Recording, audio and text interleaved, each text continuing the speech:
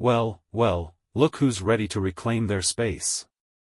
Waving hand after 60, something magical happens. Life slows just enough for you to see the clutter that's been quietly building over the years. And one day, it hits you. Maybe it's a wobbling tower of shoeboxes in the hallway closet, or that mystery drawer in the kitchen that hasn't been opened since 2003. For Margaret, 67, it was a raincoat. One she hadn't worn in years, hanging in a cramped front closet alongside umbrellas that no longer opened and a collection of unmatched gloves. She stood there, door wide open, shaking her head with a chuckle. What on earth am I keeping all this for? That question was the spark. Because truth be told, getting older isn't just about birthdays and backaches, it's about clarity. And nothing brings peace like a tidy home. So, where do you begin? Right here. Over the next 10 parts, we'll walk room by room, drawer by drawer, shelf by shelf, tackling 10 things you can toss today to bring fresh air into your space and calm into your mind. Let's start simple: old paperwork. Receipts from 10 years ago, expired warranties, instructions for appliances you no longer own. Why are they still there? Margaret took one look at her desk drawer and started stacking: keep, shred, recycle. By the end of an hour, she'd made more space than she thought possible, and with it came a sense of control. It wasn't just about paper. It was about possibility. Up next, something hiding in plain sight, and you won't believe how good it feels to let it go. Margaret moved from the hallway closet to the living room. She looked around and smiled, until her eyes landed on the ceramic cat statue sitting on the bookshelf. Oh, you again. It had been a birthday gift from a distant cousin 5 years ago. Not her style. Never was. But she'd kept it out of politeness, dusting it every week with a sigh and a silent promise to move it, eventually. Here's the truth: after 60, you've earned the right to surround yourself only with things you love. No more guilt. No more keeping objects just because someone might notice they're gone. That's the second thing to let go of today: gifts you don't like but felt obligated to keep. Margaret wrapped the cat in newspaper and placed it in a donation box. It would find a home where someone would truly enjoy it, and she would get her shelf space back. As she looked around the room, something shifted. It wasn't just cleaner. It was lighter.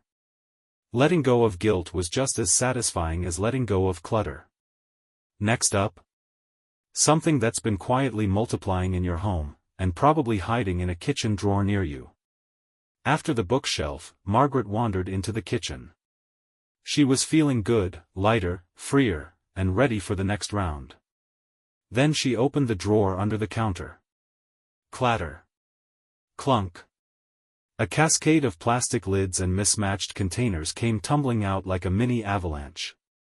Oh, for heaven's sake, she muttered, bending down to gather them. Where are the lids for these? And that was it, the third thing to get rid of today: old, stained, or lidless food containers. You know the ones. The warped bowl that's been microwaved one too many times. The mystery lid that hasn't had a matching bottom since 2007. The stained container that smells faintly like spaghetti no matter how many times it's washed. Margaret pulled them all out. She matched what she could. The rest? Straight into the recycling bin. And just like that, drawer space. Clear, organized, and no longer frustrating. She laughed out loud. Why didn't I do this years ago? Every little win was adding up.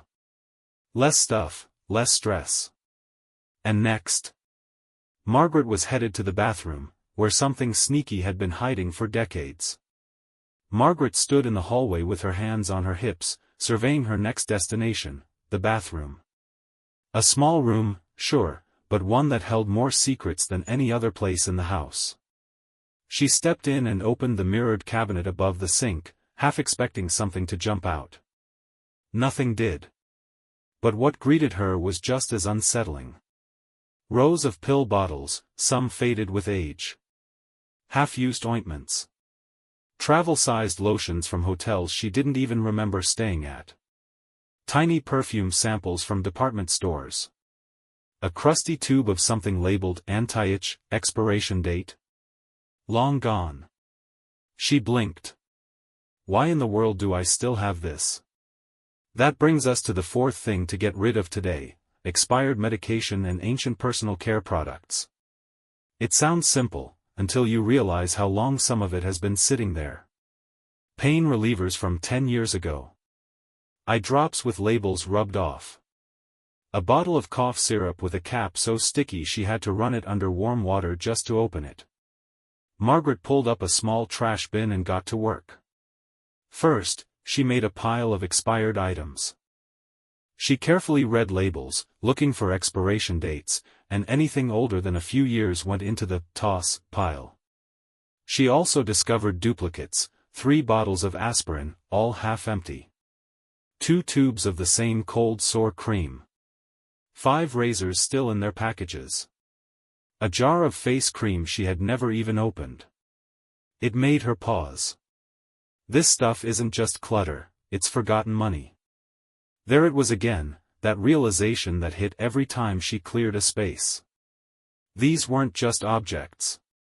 They were little reminders of the way life moves too fast sometimes, leaving behind half-finished intentions and abandoned routines.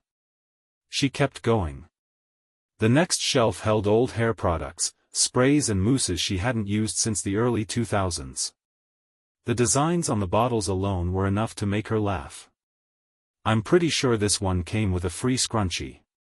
She tossed it with a grin. Next came the drawer beneath the sink. A graveyard of toothbrushes, hotel soaps, sample-sized toothpastes, and a hairbrush with so much hair stuck in it, it could have been mistaken for a pet. That's when she decided to do more than just toss the old stuff. She wanted to reorganize. She took out a few baskets from under the kitchen sink and repurposed them. One for daily medications. One for first aid supplies. Another for travel items, only the ones she'd actually use. When she was done, the medicine cabinet looked peaceful. Neat rows. Nothing expired. No mystery creams or mystery smells. Everything had a place, and everything made sense. But more importantly, she felt a shift inside herself.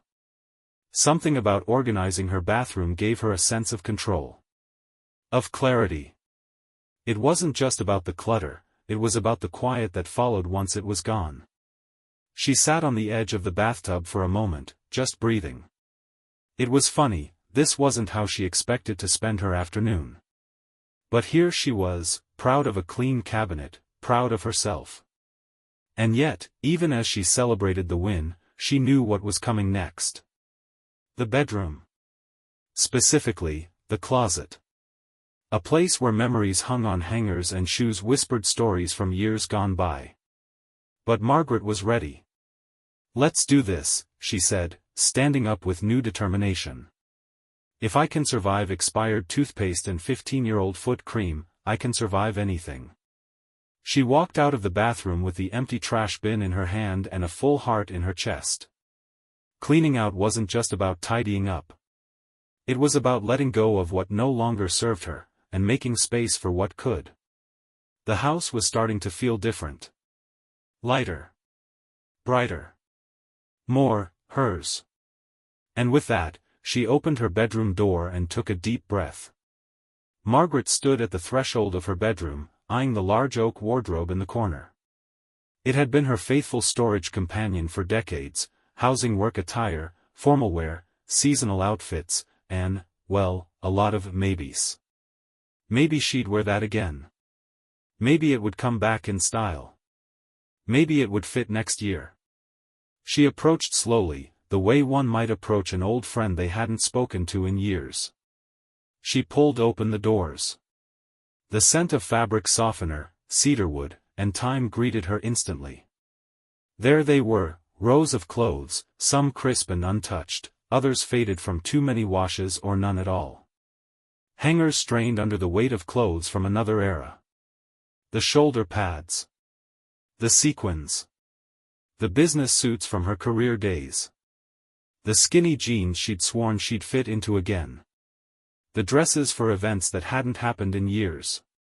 And in that moment, Margaret smiled. Not out of joy, but recognition. This isn't just a closet, she whispered. It's a time capsule. And that brings us to the fifth thing to get rid of today: clothes you'll never wear again. Not just the clothes that don't fit, but the ones that don't fit you anymore, who you are, what your life looks like now. After 60, comfort isn't a luxury, it's a necessity. And let's face it, most of us aren't heading back to that high-powered office or squeezing into a dress we wore in our 30s. And we shouldn't have to. Margaret began sorting. She started with the obvious, anything she hadn't worn in the past 2 years. Out came a cocktail dress with glittering sleeves and a tag still attached. Bought it for a retirement party, she said with a shrug.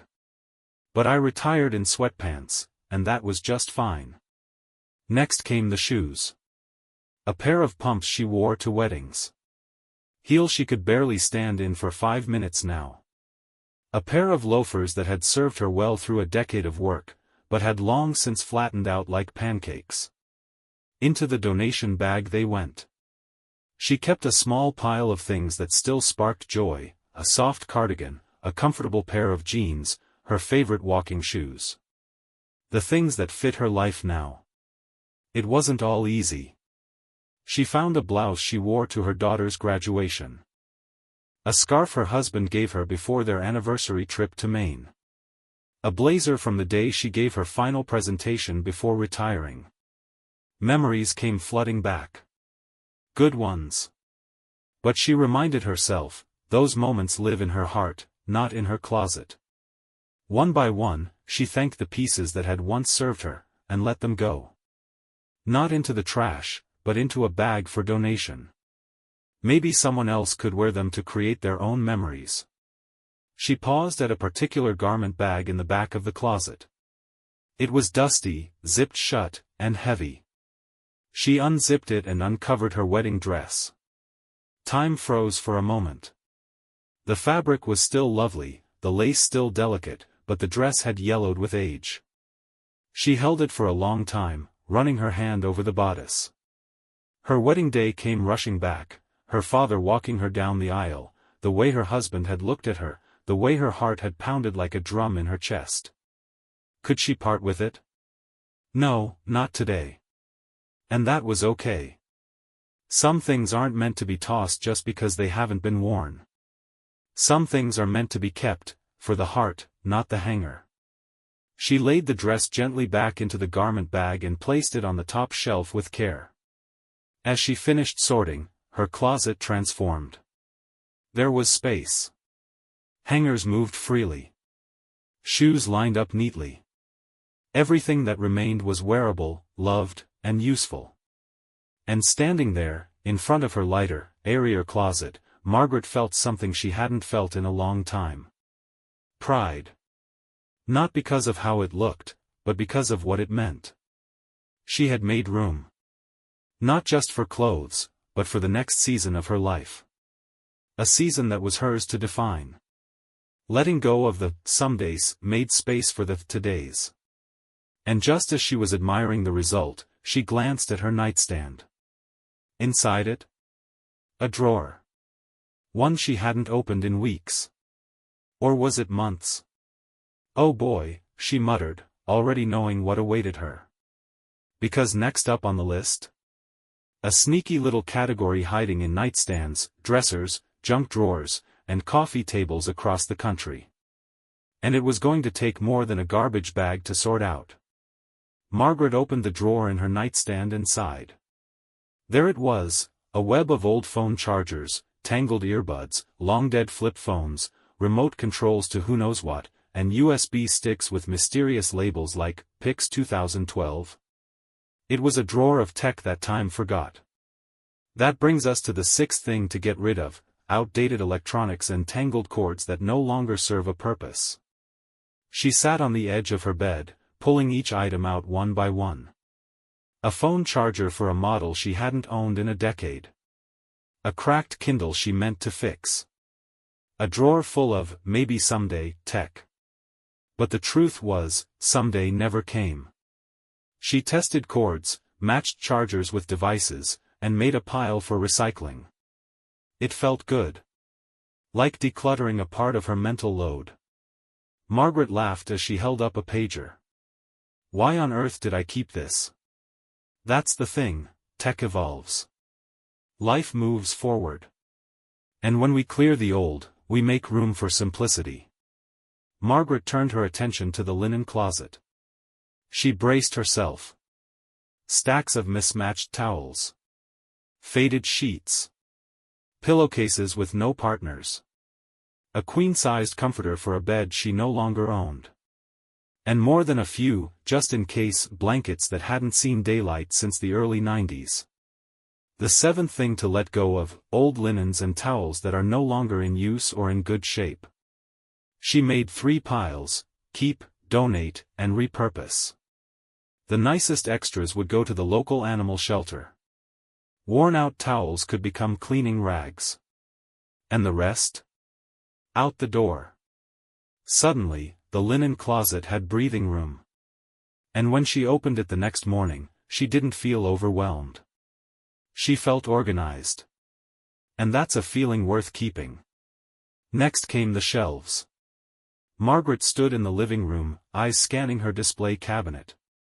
Figurines she no longer liked. Souvenirs from trips she barely remembered. Faded photos in outdated frames. Decor that once had meaning, but now only collected dust. Time for the 8th purge, decorations and trinkets that no longer bring joy. She picked up each item and asked herself, do I love this? Does this still reflect who I am today? Some stayed. Others went. She kept a small sculpture her granddaughter made, and a photo of her wedding day. But the snow globe from Las Vegas? That went into the donation box. The result? Clearer surfaces. Simpler spaces. And a home that reflected her now, not her past.